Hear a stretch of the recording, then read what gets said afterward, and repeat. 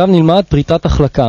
ניקח את יד שמאל ונשעין את האצבעות ברכות על המיתרים, ככה שלא יצא שום צליל. עם יד ימין, עם האצבע הראשונה, האצבע המורה, נפרוט למטה, למעלה, למטה, למעלה. עכשיו, עם הפריטה עצמה, מאוד רצוי לספור במחזוריות של 4. 1, 2, 3, 4.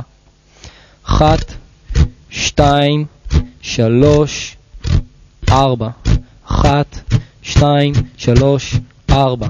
1, 2, 3, 4. עכשיו אנחנו נשים על יד שמאל את האקורד AM, ונפרוט בדיוק כמו שפרטנו עם החסימה, למעלה למטה, ונספור 1, 2, 3, 4. 1, 2, 3, 4.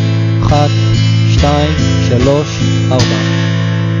עכשיו, דגש מאוד חשוב בפריטה, כשאנחנו פורטים ממש בשירים ומחליפים אקורדים ביד שמאל, אז משך הזמן שאנחנו מחליפים את האקורדים, אנחנו בעיקרון פורטים כשהגיטרה ללא שום אקורד, תוכל לחלוטין.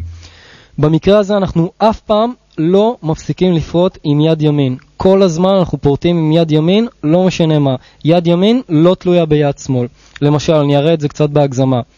1, 2, 3, 4. 1, 2, 3, 4. 1, 2, 3, 4. 1, 2, 3, 4.